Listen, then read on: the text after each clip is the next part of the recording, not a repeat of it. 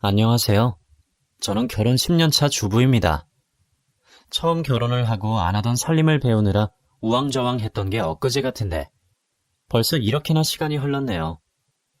막 결혼을 하고 시댁 식구들 눈치 보랴 살림 익히랴 애썼던 그 시절이 생각이 납니다. 물론 그때 생각만 하면 저도 가슴속 깊이 욱하고 올라오는 뭔가가 있긴 하죠. 그때 그 이야기를 한번 적어봤습니다. 저는 남편을 친구의 결혼식에서 처음 만났어요. 친구는 당시 야외 결혼식장에서 결혼식을 올렸는데 따뜻한 봄바람이 부는 그런 화창한 4월이었죠. 새하얀 웨딩드레스를 입은 친구를 보며 나는 언제 저런 드레스를 입어보나 하고 부러워했던 기억이 납니다. 자, 이제 던진다. 친구의 부케를 받게 된 저는 하객들 앞에 쑥스럽게 나서서 친구가 던져줄 부케만 바라보고 있었죠. 몇 달 전 결혼 준비를 하던 친구가 저더러 부케를 받으라고 했을 땐 바로 거절했었어요. 다른 이유가 있어서 그런 건 아니고 바로 웨딩 부케에 얽힌 속설 때문에요. 왜 있잖아요. 부케의 저주. 부케를 받고 3개월 안에 시집 안 가면 3년을 못 간다는 그런 얘기요. 남자친구가 있던 건 아니었지만 혹시나 하는 마음에요. 그런데 그런 제 반응에 친구가 너무 서운해하더라고요. 결혼을 앞둔 친구에게 이러면 안 되겠다 싶어서 다시 부케를 받겠다고 했죠. 지금 생각해보면 그때 그 부케 덕분에 제가 지금의 남편을 만나게 된 건데 안 받았으면 큰 손해일 뻔했어요. 친구는 저를 한번 쳐다보고는 뒤돌아서서 힘껏 부케를 던졌어요. 저는 날아오는 그 부케에서 눈도 안 떼고 받으려고 준비를 하고 있었죠.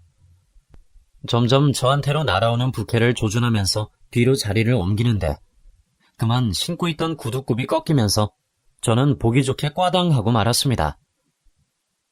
부케는 놓치고 입고 있던 원피스 자락이 엉덩이까지 올라가서는 아주 대대적인 망신을 당하고 말았어요. 넘어진 저를 보고 다들 놀라서 뛰어오고 저는 부끄러움에 얼굴을 가리고 말았죠. 은혜야, 괜찮아? 엉덩이 아프지? 괜찮아. 하필 구두가 미안해. 친구한테나 저한테나 정말 평생 잊을 수 없는 결혼식을 선물한 날이었어요. 그렇게 결혼식이 끝나고 피로연을 한다고 다들 근처 술집으로 몰려갔어요. 저는 너무 민망해서 그냥 집에 가려고 눈치 보고 있었고요. 조용하게 빠져나가려고 할 때 또 친한 친구가 저한테 팔짱을 끼더라고요. 주은혜, 너 도망가려고 그러지? 절대 안 돼. 오늘은 이 언니가 남자친구를 반드시 만들어 가겠다 이거야. 그러니까 나랑 같이 가자. 나 너무 쪽팔리거든? 나 갈 거야. 안 돼. 결국 친구에게 잡혀서 술집으로 갔습니다. 이미 다들 도착해서 빙 둘러앉아 있더라고요. 친구랑 빈자리에 겨우 자리 잡고 앉으니 그날의 주인공 신랑 신부가 등장했죠. 신랑 친구, 신부 친구 이렇게 갈라져선 서먹서먹하던 사람들이 술 한잔 들어가니 분위기가 풀어져서 다들 대화를 나누기 시작했어요. 금세 가게 안은 왁자지껄 소란스러워졌어요. 저기, 아까 넘어진 데는 괜찮아요? 네? 친구가 화장실을 간다고 잠시 자리를 비워서 혼자 핸드폰을 보고 있는데 저에게 말을 거는 사람이 있었어요. 누군가 싶어 쳐다보니 신랑 쪽 친구인 모양이더라고요. 네, 괜찮아요. 제가 좀 튼실하거든요. 아까 그 부케 덕분에 제가 받았어요. 친구 녀석 중에 부케 받아본 사람은 저밖에 없을걸요? 그러셨어요. 죄송해요. 넘어지면서 손으로 쳤던지 날아간 부케를 받았다면서 저한테 꽃을 넘겨주더라고요. 받으신 분이 가져가시라고 했더니 자기는 꽃을 별로 안 좋아한다며 굳이 제 손에 쥐어주던 그 사람. 그렇게 부케 얘기가 시작이 돼서 그 사람은 저희와 동석을 하게 됐어요. 화장실을 다녀온 친구는 웬 남자가 앉아있어서 좋아하다니 딱 봐도 저랑 얘기하려고 온 듯한 모습에 나중엔 자리를 비켜주더라고요. 결국 그와 저 단둘이서 얘기를 나누게 되었고 그날 헤어지면서 서로 연락처도 주고받게 되었어요. 그 다음 날부터 시작된 그와의 전화통화. 나이는 저보다 3살이 많았고 마지에 남동생이 하나 있다고 하더라고요. 그러면서 마침 연애가 너무 하고 싶다면서 제가 마음에 든다는 그런 속 얘기들을 단도직입적으로 얘기해서 솔직히 저는 놀랐어요. 알게 된 지 얼마 되지도 않는데 교제 얘기까지 바로 하니 성격이 어지간히 급하시다는 생각이 들더라고요. 그런데 또 마음 한켠에서 그런 성격이 또 마음에 들기도 했어요. 하여간 여자 마음 알다가도 모르겠죠. 저도 싫은 건 아니었던지라 그가 하는 데이트 신청을 흔쾌히 받아들였고 그렇게 저희는 연애를 시작했습니다. 무슨 연애를 만난 지 2주도 안 돼서 바로 하냐며 아닌 척 해놓고 먼저 연애한다고 친구가 난리를 피우더라고요. 그도 그럴 것이 남친을 만들려고 피로연에 참석했던 사람은 친구였으니 제 소식을 듣고 속이 불이 날 만도 하죠 뭐. 워낙 속전속결이라 성격도 되게 급할 줄 알았는데 의외로 데이트를 해보니 섬세한 구석이 있었어요. 식당에 가면 제 의자를 꼭 빼서 앉혀준다거나 길거리를 걷다가 꼭 길 안쪽으로 저를 걷게 한다거나 데이트를 하다가도 계속 제가 괜찮은지 물어봐주는 것들이요. 요즘에 젊은 사람들은 연애할 때 그렇게 하는지 모르겠지만 예전엔 안 그런 사람들이 더 많았거든요. 항상 제가 원하는 걸 먼저 해주려고 늘 관심을 주는 모습이 저는 너무나 좋더라고요. 그래서 저도 그에게 점점 빠져들었죠. 한 번은 제가 친구들이랑 모임이 있어서 나갔는데 수다를 떨면서 와인을 홀짝이다 보니 생각보다 많이 마신 거예요.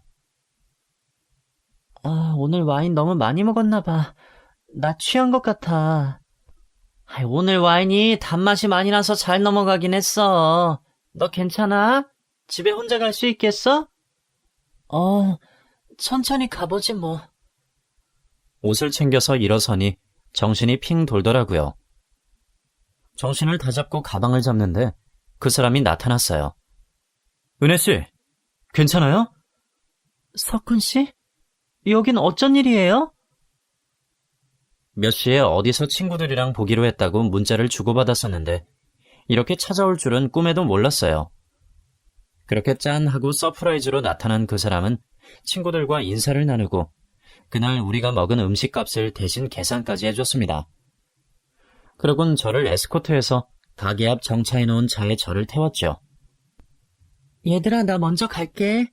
조심히들 들어가. 오늘 얼굴 뵈어서 반가웠습니다. 다음에 또 봬요. 마무리까지 깔끔하게 하고는 저를 집까지 태워줬습니다. 그날 제가 술 마신다는 얘기에 데리러 와야겠다고 생각을 했었다는 그는 정말 반하지 않을 수가 없는 사람이었어요. 당연히 제 핸드폰은 난리가 났어요. 친구들이 부럽다면서 그 사람 친구 소개해달라며 조르기까지 했어요. 그 사람은 정말 저를 특별한 여자로 만들어주는 능력이 있었어요. 솔직히 TV 드라마나 영화에서 보면 이런 로맨틱한 얘기들이 많이 나오긴 하죠. 하지만 현실에선 잘 없는 이야기들이잖아요. 그래서 저는 그 사람을 만나는 동안 정말 꿈을 꾸는 것 같았어요. 그날은 오랜만에 비가 오는 날이었어요. 비가 추적추적 며칠을 그렇게 오더라고요. 그와 데이트를 하는 날인데 비가 와서 어디로 가야 하나를 생각하는데 그 사람이 동동주를 먹으러 가자고 하더군요. 동동주랑 해물파전이 어울리는데 우리 그리로 가요. 좋아요. 둘이서 와인이며 수입 맥주며 그렇게 분위기 좋은 데만 찾으러 다니다가 편안한 분위기의 동동주집을 가니 왠지 더 가까워진 기분이 들더라고요. 비가 와서 서늘한 밤 공기에 차가운 동동주, 뜨끈한 해물파전 한 입은 어찌나 궁합이 좋던지. 동동주도 와인처럼 먹을 때는 너무 맛있잖아요. 그래서 그날도 둘이서 얼큰하게 취해버렸죠. 취기가 오르자 그 사람은 저에게 주저리 말을 늘려놓기 시작했어요. 원래 만나면 주로 제가 말을 하는 쪽이었거든요. 평소와 다른 그의 모습에 그날은 이 사람의 얘기를 들어줘야겠다고 생각을 했죠. 나 이런 얘기는 다른 사람한테 한 번도 안 했는데 왠지 은혜씨하고 있으니 내 속에 든 얘기를 하고 싶어져요. 오늘 내 얘기 들어줄 수 있어요? 그럼요. 편하게 하고 싶은 얘기 해도 돼요. 실은 나 우리 아버지가 밖에서 바람 피워서 데려온 자식이에요. 갑작스런 얘기에 너무나 놀랐지만 그 앞에선 표현하지 않았어요. 혹시나 놀란 내 모습에 그 사람이 말문이 막힐까 봐요. 하지만 속으론 적잖이 놀랐죠. 그 사람 아버지는 보안 시스템 설치 회사를 운영하고 계셨는데 나름 인지도가 있는 곳이더라고요. 당연히 그 사람도 그곳에서 일을 하고 있었기에 부자지간에 특별한 사연이 있다고는 전혀 눈치채지 못했었죠. 어렵게 말을 시작한 그 사람은 얘기를 하다가도 울컥하는지 말을 멈추고 동동주 벌컥벌컥 마셔가며 조심스레 말을 꺼냈어요. 어릴 때 엄마랑 단둘이 살았던 기억이 아직 나요. 아빠는 가끔 오셨는데 일 때문에 출장을 가셔서 자주 못 오신다고만 알고 있었죠. 그런데 자기 가정에 있는 사람이라 자주 못 오셨던 거더라고요. 지금은 친어머니는 어디 계세요? 제가 어릴 때 돌아가셨어요. 병 때문에 돌아가셨다고 하던데 다 커서 생각해보니 그것도 사실이 아닌 것 같아요. 엄마가 돌아가시고 나서 아버지가 결국 저를 본가로 데리고 오셨죠. 그때 처음으로 그 집 대문을 넘어 들어갔을 때 새어머니가 저를 쳐다보던 눈빛이 아직도 선명해요. 그땐 정말 무서웠어요. 남의 얘기를 하듯이 차분하게 말을 이어가는 그 사람. 목소리에 고저 없이 담담히 얘기하는 그 모습이 저는 너무나 마음 아프더라고요. 취기 때문인지 그 사람이 너무 안 되어 보여 그런지 어느새 제 눈에는 눈물이 고였어요. 저는 자리를 옮겨서 그 사람을 꼭 안아주었어요. 그렇게 위로를 하고 싶었어요. 너무 외로워 보이는 모습에 제 가슴이 미어지더라고요. 그 사람의 가슴 속 깊은 상처를 알고 난 후 저희 사이는 더 끈끈해졌습니다. 말로 표현할 수 없지만 서로를 바라보는 눈빛이 더 깊어졌어요. 그도 그렇게 느꼈는지 어느 날 저에게 청혼을 하더군요. 내 얘기를 하고 싶은 사람은 은혜 네가 처음이야. 그래서 나는 네가 내 천생연분인 것 같아. 놓치고 싶지 않다. 나랑 결혼해줘, 은혜야. 커다란 꽃다발을 들고 저에게 청혼을 하는 그 사람. 저는 정말 기뻤습니다. 저 역시 그 사람을 놓치고 싶지 않았거든요. 그래서 흔쾌히, 아주 흔쾌히 청혼을 받아들였어요. 그렇게 저희는 부부가 되기로 했죠. 결혼을 하기로 마음먹고 나서 제일 걱정되는 게 역시나 시어머니였어요. 그 사람의 새어머니라는 걸 알게 돼서 그런지 저도 모르게 선입견이 생긴 것 같았죠. 하지만 이제 결혼을 하면 시어머니가 되실 분에게 계속 거리감을 두고 지낼 수도 없는 노릇. 저는 마음을 다시 먹었어요. 새어머니지만 그를 이렇게 잘 크도록 돌봐주신 분이니 당연히 내가 잘해야 한다라고요. 부모님께 드릴 선물을 준비해서 그의 집에 찾아갔습니다. 자꾸만 움츠러드는 어깨를 그가 가만히 안아주더라고요. 겁먹지 말라고 두 분도 저희 부모님과 똑같은 분들이시라며 긴장을 풀라는데 쉽사리 되지 않더라고요.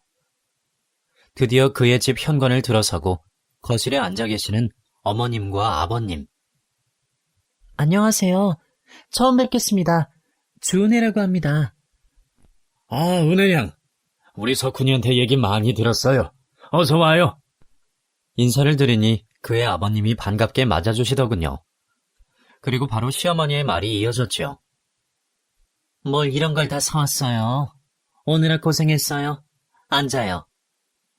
그의 어머님은 저를 머리끝에서 발끝까지 천천히 훑어보시더니 자리에 앉으라고 권하셨어요. 쭈뼛쭈뼛 소파에 앉으니 드디어 호구조사가 시작되더군요. 그래, 올해 27살이라고? 많지도 않고 적지도 않고 딱 됐네. 아버지는 무슨 일 하시지? 어머니도 일을 하시나?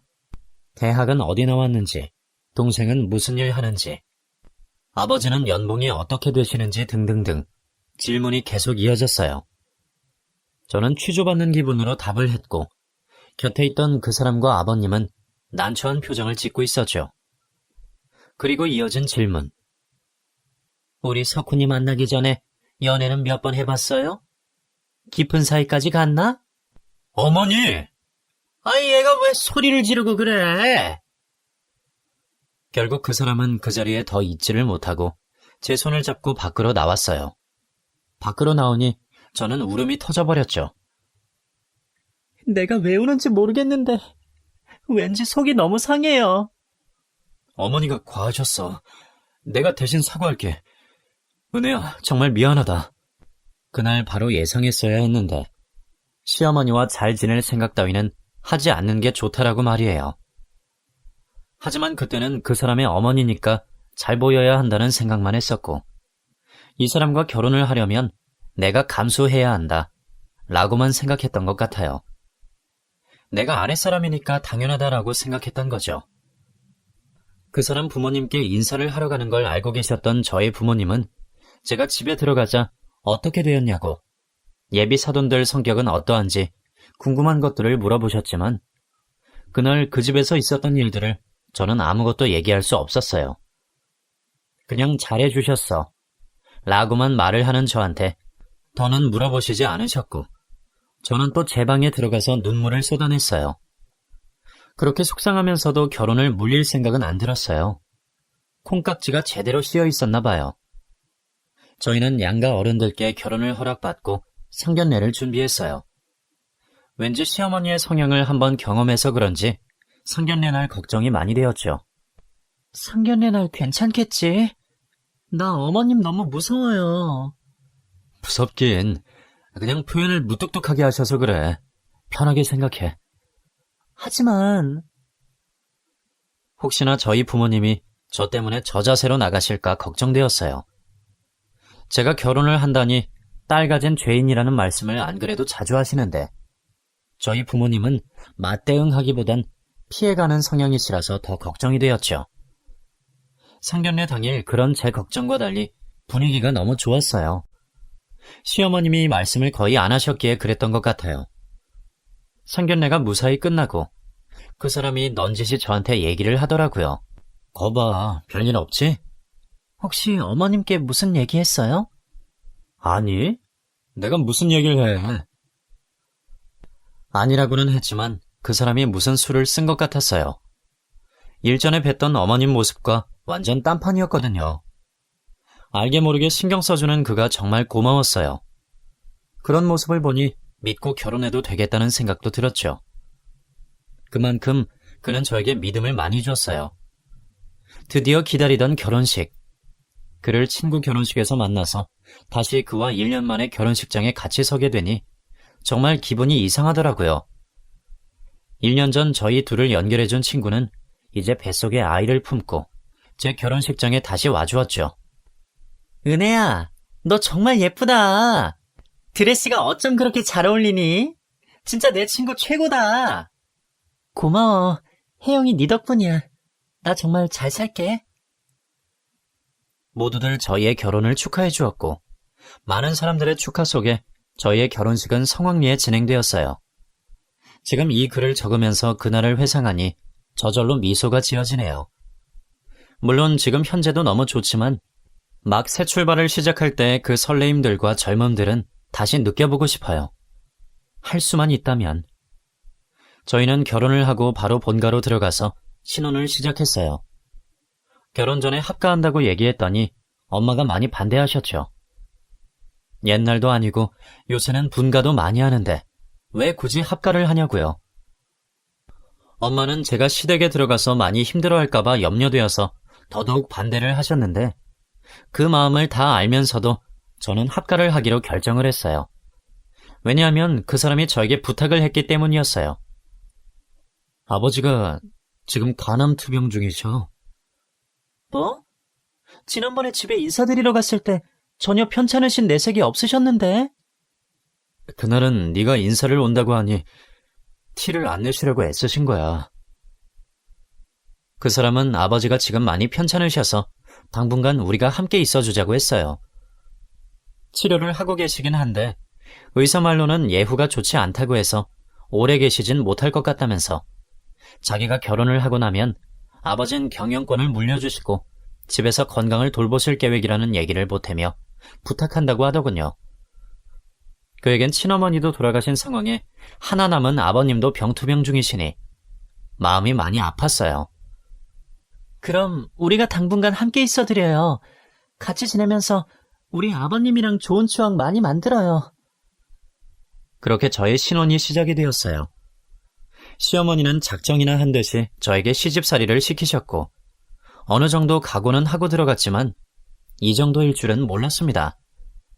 시어머니는 저에게 살림살이를 가르친다는 명목으로 저에게 식사 준비며 청소까지 다 시키셨죠.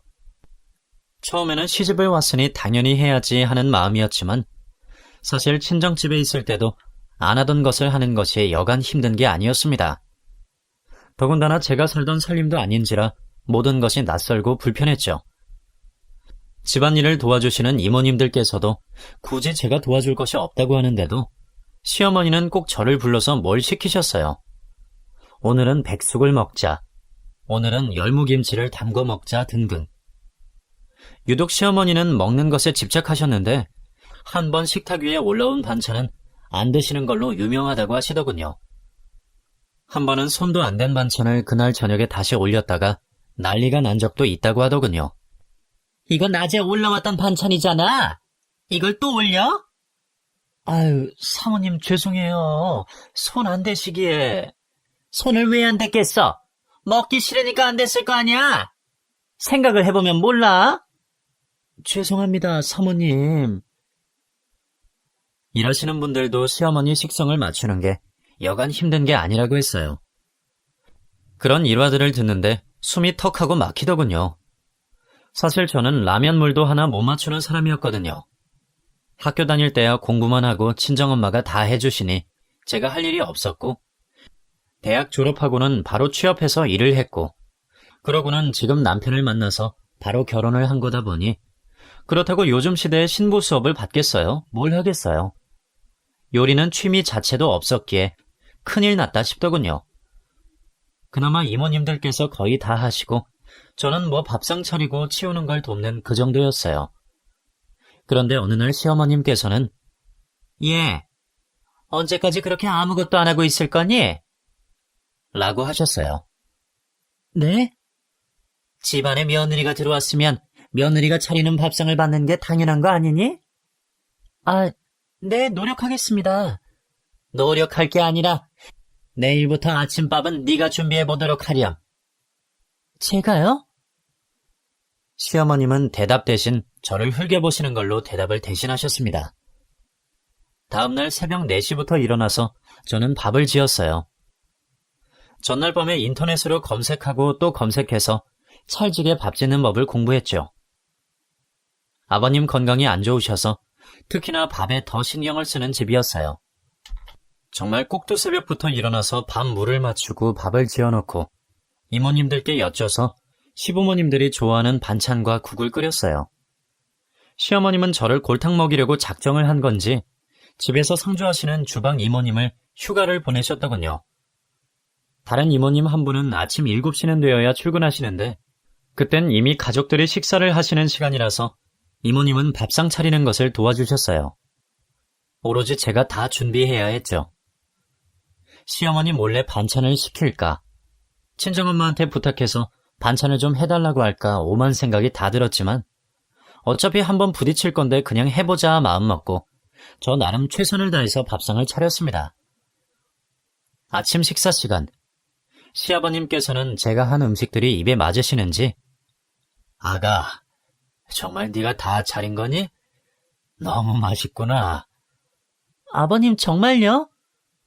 그 소리를 듣는데 정말 너무 기쁘더군요. 남편도 먹더니 엄지척을 해주었습니다. 그제서야 안도의 한숨이 내쉬어졌어요. 그러나 한 사람, 시어머니는 아무런 말씀이 없으셨죠.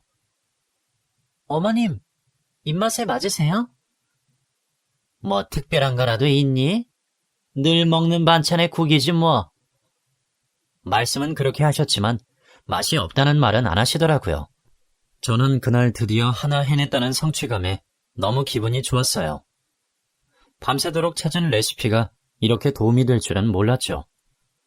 정말 계량 하나하나 한치의 오차도 없이 하려고 엄청 애썼는데 다행이다 싶었습니다. 그런데 아무 문제가 없어서 그게 문제였던 걸까요? 그날부터 아침 식사는 제 당번이 되었습니다. 시어머니는 아침에 먹고 싶은 음식은 전날 밤에 저에게 말씀해 주셨고 저는 저녁에 부랴부랴 장을 봐서 재료 손질을 해야 했어요. 그게 얼마나 힘들고 곤욕이던지 남편에게 하소연하고 싶었지만 사실 남편은 회사 일이 너무 바빴죠. 시아버님께서 경영권에서 거의 물러나 계신 상태였고 실제로 남편이 회사의 전반적인 운영을 맡아서 하고 있었어요. 그리고 시어머니의 친아들, 그러니까 저한테는 시동생도 그 회사에서 함께 일하고 있었는데 시어머니께서는 자신의 아들이 회사를 물려받길 원하는 것 같더라고요. 당연히 그렇겠죠. 그런데 시동생은 사업적인 기질이 영 없었어요. 아무것도 모르는 제가 봐도 그랬으니까요. 한 번씩 시아버님이랑 남편이 회사 이야기를 하는 걸 들으면 시동생이 이번에 기획한 게 잘못되어서 손해가 크다는 등 계약이 잘 안 되었다는 등의 안 좋은 소식들이 많이 들렸거든요. 그리고 시아버님의 회사에 남편의 친구가 일을 했는데 그 친구가 바로 결혼식장에서 남편과 저를 만나게 해준 그 친구였죠. 그래서 회사 분위기나 이런 것들을 저도 들을 수 있게 되었는데 회사 직원들은 시동생한테 불만이 많고 인정도 못 받고 있다고 하더군요. 시아버님이 건강이 안 좋으니 회사를 아들 중에 물려는 주려고 하시는데 시어머니는 당연히 그게 자신의 친아들이길 바랄 테지만 시아버님은 저희 남편을 생각하고 계셨어요. 그러니 시어머니 눈에 남편과 저는 완전 눈의 가시덩어리였겠죠. 같은 집안에서 사는데도 너무 공기가 달랐습니다. 분위기가 그렇다 보니 저는 최대한 남편이 집안일에 신경을 안 쓰도록 내조했던 것 같아요. 남편도 자신의 어머니를 보고 큰 게 있는데 왜 제 걱정이 안 되겠어요? 그런데 그때마다 저는 괜찮다고 아무 일도 없다고 그렇게 넘겼습니다. 은혜야, 너 살이 계속 빠지는 것 같은데 집안일이 너무 힘든 거 아니야? 아니에요, 재밌어요. 그냥 소꿉놀이 하는 것 같아. 아침에 내가 차린 밥을 다들 맛있게 드셔주시니까 너무 뿌듯하고 좋아. 정말? 나도 너가 정성껏 차려주는 밥을 먹으니까 하루 시작이 좋긴 해. 근데 너 혼자 매일 아침 그렇게 준비하는 거 힘드니까 이모님들이랑 같이 해. 알겠지? 알겠어요. 남편의 말대로 되면 얼마나 좋겠냐마는 시어머님은 아침 식사는 이모님들이 손도 못 대게 하셨죠. 그러면서 아침마다 먹고 싶은 게 어쩜 그렇게 많은지 늘 새로운 것을 요구하셨습니다. 다행히 이모님들이 시어머님 몰래 저녁에 장 보고 재료 손질하는 것은 도와주셔서 그나마 아침상을 차릴 수 있었죠. 그러나 몇 번이야 그런 밥상을 차린다고 해도 그게 계속되자 저는 너무 힘들었어요. 매일 새벽 4시에 일어나서 준비하는 것도 체력적으로 한계가 다다랐죠. 한 달 정도가 되었을 때 저는 결국 쓰러지고 말았습니다. 응급실에서 수액을 맞고 있는데 남편이 왔더군요. 남편은 제가 새벽 4시에 일어난다는 것도 모르고 있었고 당연히 이모님들이랑 같이 식사 준비를 하는 줄로만 알고 있었어요. 어머니께 말씀드릴 테니 당장 그만둬. 화내지 말아요. 내가 좋아서 한 건데 뭐. 그리고 아버님 건강 생각해서 집에서는 큰 소리 내지 말아요. 사실 제가 그 집에 들어가고 시아버님은 갈수록 몸이 안 좋으셨어요. 간암이다 보니 얼굴색도 어두워지셨고 늘 기력이 없으셨죠. 시부모님께서 언제부터 각방을 쓰신지는 모르겠는데 어머님, 아버님은 완전히 따로 생활을 하셨어요. 시아버님 곁에는 늘 물리치료사나 요양사가 상주해 계셨고 시어머님은 아버님 방에는 얼씬도 안 하셨죠. 두 분의 골이 깊어 보였죠. 그래서인지 저는 시아버님이 더욱 안타까웠습니다. 저렇게 돈이 많으면 뭐 하나 싶고 건강 잃으면 결국 정말 아무것도 아닌 게 되는데요. 시어머님은 거의 매일을 외출하셨어요. 늘 쇼핑을 하시거나 친구들 모임에 나가시거나 골프를 치시거나 집에 다 죽어가는 아픈 사람이 있는 사람이 아닌 것 같았죠. 그나마 그렇게 집을 나가주시니 저도 좀 숨 쉴 구멍은 있었던 것 같아요. 물론 외출 전에는 꼭 저에게 해야 할 것들을 일러주시고 가셨어요. 이제 여름인데 집안 분위기를 좀 바꿔야 되지 않겠니? 커튼도 좀 싹 바꾸고 말이야. 그렇게 한마디 해놓고 나가시면 저와 이모님들은 그 일을 하느라 바빴죠. 정말 하루도 쉬는 꼴을 못 보시겠는지 그렇게 일을 시키셨어요. 그러고는 맘에 드니 안 드니 안목이 있니 없니 시키는 것 하나도 제대로 못하냐는 등 그렇게 잔소리를 하셨죠. 그러던 어느 날 저희 친정엄마가 허리를 다치셔서 병원에 입원하시는 일이 일어났어요. 디스크 수술을 해야 했고 침대에 누워서 꼼짝도 못하는 친정엄마를 제가 간호할 수밖에 없었죠.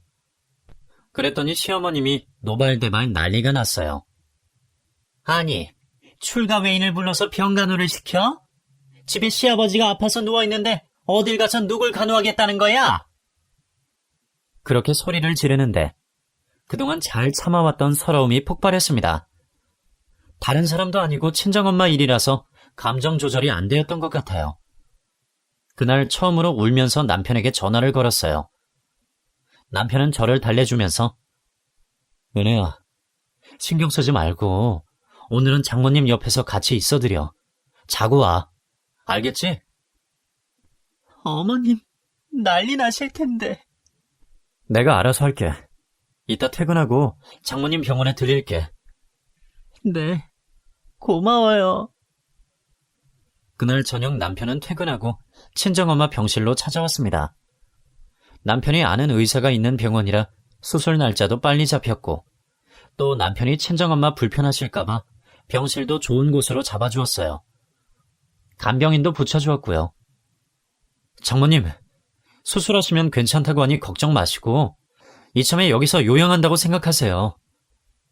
아이쿠, 이 서방 고맙네. 다 늙어서 이게 무슨 일이라. 그런 말씀 마세요, 장모님. 은혜가 오늘 저녁에 여기 있을 거니까 마음 편하게 드세요. 아이고, 뭐하러 여기에 있어. 같이 집으로 가게. 여기 간병인도 있는데 뭐. 그래도 은혜가 장모님 다치셔서 많이 놀랬어요. 오늘은 같이 있고 싶을 거예요. 아이고, 고맙네, 이 서방. 남편은 세심하게 저를 챙겨주었고 시어머니가 별나긴 해도 이런 남편을 보며 참고 살 수 있었던 것 같습니다.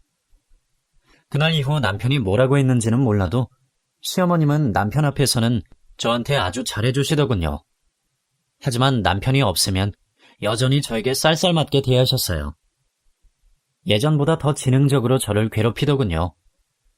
남편과 시아버님 앞에서는 저한테 눈웃음까지 치시며 살갑게 대해주시다가도 저와 둘이 있으면 돌변하셨죠. 그게 정말 사람을 돌게 하더군요. 정말 다정한 남편, 그리고 아프신 시아버님을 보며 참았던 것 같아요. 남편도 아버님이 돌아가시면 회사 경영권 다 정리되고 이 집에서 나가서 살자고 말해주었습니다. 시아버님이 돌아가시길 바라는 건 아니지만 하루빨리 이 집에서 벗어나고 싶었죠. 그래서 아버님이 살아계시는 동안 저는 정말 최선을 다했어요. 시어머니 입에 들어갈 음식이었으면 정말 그렇게 못했을 텐데 시아버님과 남편의 입에 들어갈 음식이라 새벽 4시에도 일어날 수 있었던 것 같습니다. 그러던 중 저는 결혼한 지 반년도 안 되어 임신을 하게 되었어요. 집안에서 경사가 났다며 다들 기뻐하셨죠. 단 한 사람, 시어머님만 빼고요. 저는 워낙 허약 체질이기도 했고 임신 초기부터 입덧이 심했던 터라 그걸로 고생하는 걸 아는 남편이 시어머니께 앞으로 이 사람 주방일 일체 시키지 마세요. 임신 초기에 특히나 조심해야 되니까. 예, 남들은 임신하고 막달까지도 일만 잘하는데 뭐가 그렇게 유별나다니? 어머니, 이 사람 홀몸 아니니까 앞으로 말씀하시는 것도 좀 조심해 주시고요. 어머, 내가 뭘 어쨌다고? 은혜 너, 네 남편한테 무슨 말을 어떻게 한 거니? 네? 아니, 저는 아무 말도 안 했는데요. 괜히 은혜 잡지 마시고요, 어머니. 잘 좀 챙겨주세요. 참나, 누가 보면 내가 며느리 괴롭히는 줄 알겠네. 시어머니는 그렇게 휑하고 방으로 들어가 버리셨어요. 그나마 시동생이 남편 밑에서 일을 하고 있으니 시어머니는 남편한테는 꼼짝도 못 하셨죠.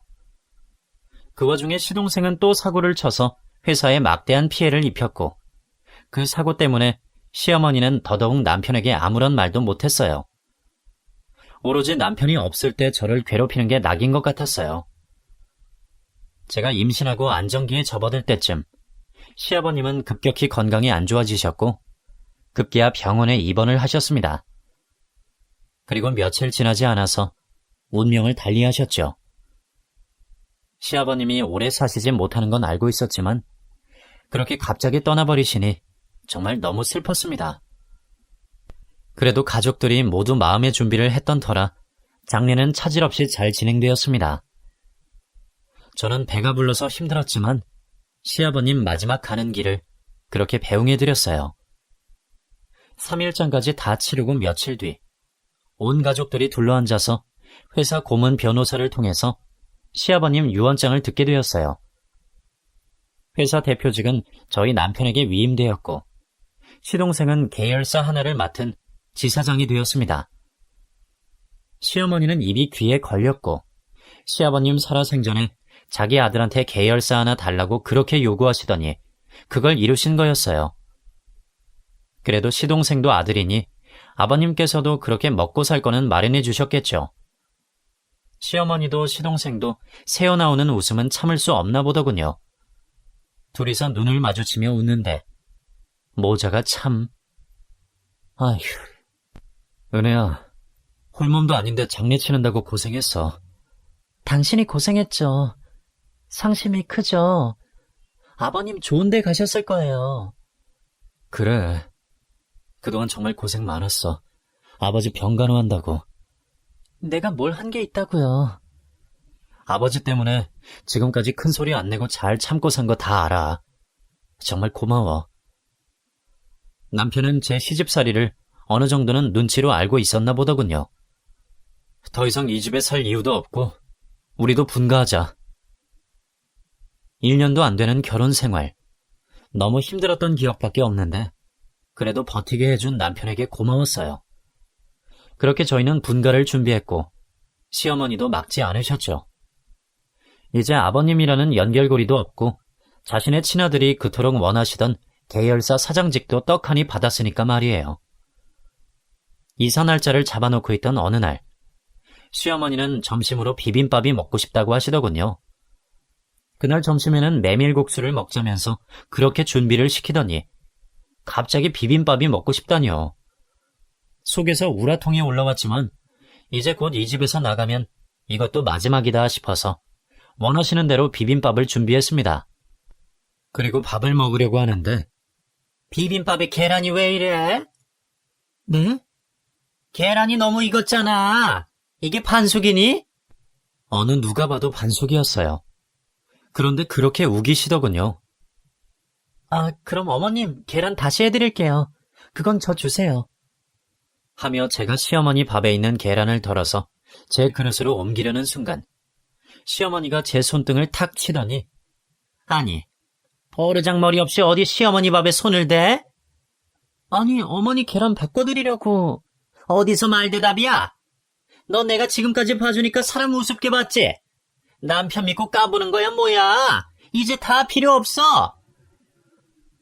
시동생이 계열사 하나 맞더니 시어머니는 더 이상 눈에 뵈는 게 없나 보더라고요. 그런데 그때 지금 뭐 하시는 거예요? 남편이 말도 없이 낮에 집에 들어왔습니다. 여보. 저는 남편을 보자마자 서러워서 눈물이 터져나왔고 시어머니는 남편의 등장에 흠칫 놀랐지만 이내 싸늘한 표정으로 왔니? 내가 교육 좀 시켰다. 어디서 못 배워먹어서는. 이 사람이 못 배운 게 뭐가 있어요? 어머니가 선을 넘으신 거죠? 제가 몇 번 말씀드렸죠? 이 사람한테 함부로 대하면 저 안 참는다고요. 참. 네가 안 참으면 어쩔 건데.